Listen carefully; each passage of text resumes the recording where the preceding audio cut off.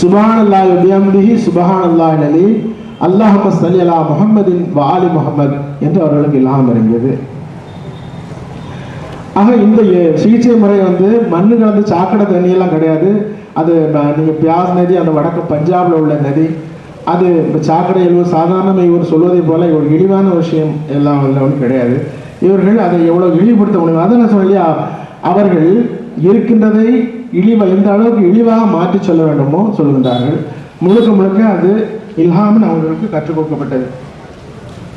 அது கூட மற்ற விஷயங்கள்லாம் சொன்னாங்க. அந்த பல்லு நீண்டு இருக்கும், ஆள் கருப்பாக இருப்பார் என்றெல்லாம் கூறினார்கள். இதெல்லாம் பொய் என்பது ஒரு பக்கம் இருக்கட்டும். இந்த அனைத்தும் பொய். முதல்ல அவர்கள் கருப்பு நிறம் கிடையாது, அடுத்து அவர்கள் பல் நீண்டு இருக்காது. இப்பொழுதும் அதற்கு மசீஹ் மவ்ஊத் அலைஹிஸ்ஸலாமுடைய ஃபோட்டோ இருக்கிறது. பல்லு நீளமாக இருந்தால் ஒரு ஆள் ஃபோட்டோக்கு எப்படி போஸ் கொடுப்பார் நம்ம எல்லாருக்கும் தெரியும்.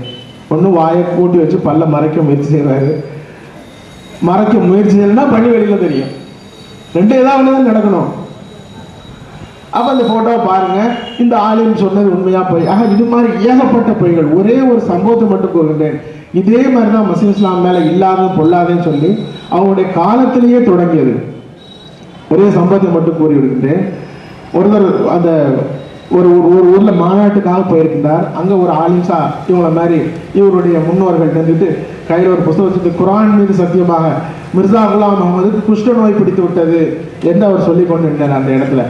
அப்போ அதை ஒரு நல்லுள்ள கொண்ட ஒரு மனிதர் பார்த்துட்டு ஆச்சரியப்பட்டு, குஷ்ட நோய் பிடிச்சிட்டான் மிர்சா குலாம், அவர் என்ன இது பண்ணாருங்கப்போ அவர் விஷயங்கள் எல்லாம் கேள்விப்பட்டு அவர் சொல்கிறாரு, இந்த மாநாடு முடிந்த உடனே நம்ம நேராக ஊருக்கு போகக்கூடாது, காதியானுக்கு போயிட வேண்டியதான்.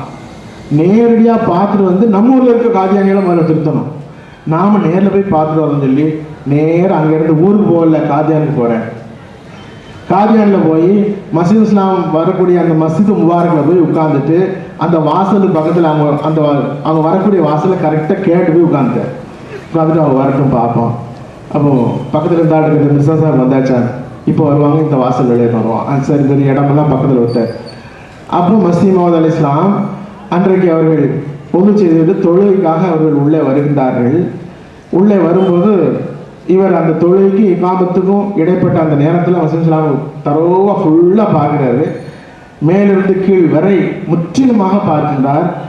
இவர் என்ன கேள்விப்பட்டாரோ அதுக்கு முற்றிலுமாக மாற்றமான ஒரு தோட்டத்தில் ஹதரத் மசீஹ் மவ்ஊத் அலைஹிஸ்ஸலாம் இருக்கின்றார்கள். நம்ம என்னமோ கேள்விப்பட்டோம், இப்படி அவர் இருக்கின்றாரு. சரி, மறுநாளைக்கு வேற யாராவது காதியான்ட்டு இதை கேட்கணும். இவர் தான் மிர்சா சாபான்னு தெரியல, நம்ம வெளியூர்ல இருந்து வந்திருக்கோம் சொல்லி அடுத்த ஹக்கீம் நூர்தி சாப்பிட்ட வந்து மறுநாள் வந்து இருந்து கேட்குறாங்க. வந்தாரு, அவர் தான் மிர்சா சாஹிப்பா அல்லது வேற யாருமா?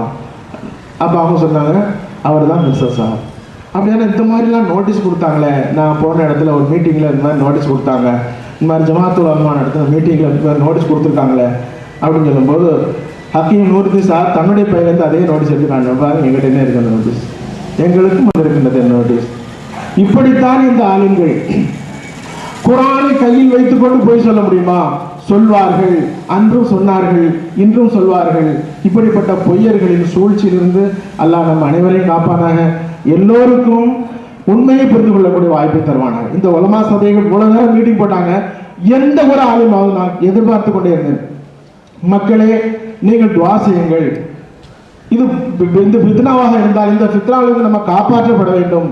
இது உண்மையாக இருந்தால் ஏற்றுக்கொள்ள வேண்டும். அல்லாஹ்ட்ட கேளுங்க, அல்லாஹ்க்கு நன்றாக தெரியும் என்று எவராவது ஒரு ஆலிம் கூறினாரா என்றால் எந்த ஒரு ஆலிமும் அந்த வார்த்தையை சொல்லவே இல்லை. அப்போ இவர்கள் நாத்திகர்கள் என்பதற்காக இவர்கள் நாத்திகர்கள்.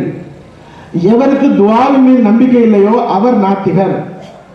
அவர் எவ்வளவு பெரிய தாடி வச்சிருந்தாலும் சரிதான், எவ்வளவு பெரிய தொப்பி போட்டிருந்தாலும் சரிதான், அவர்கள் எங்கிருந்து வந்திருந்தாலும் சரிதான், அவர்கள் மக்கால இருந்தாலும் சரிதான், மதீனால இருந்தாலும் சரிதான், அல்லாஹ்வின் மீது எவருக்கு நம்பிக்கை இல்லையோ, துஆவின் மீது எவருக்கு நம்பிக்கை இல்லையோ அவர் நாத்திகர். துஆவின் மீது அவர்களுக்கு நம்பிக்கை இல்லை என்பதற்கு அவருடைய பேச்சுகள் உதாரணம் என்று கூறிக்கொண்டு நீங்கள் எல்லோரும் அல்லாஹ்விடத்தில் துஆ செய்யுங்கள்.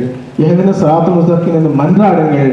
அல்லாஹ் உங்களுக்கு நேர்வழி காட்டுவான். வாஹிதவான் அல்ஹம்துலில்லாஹி ரப்பில் ஆலமீன்.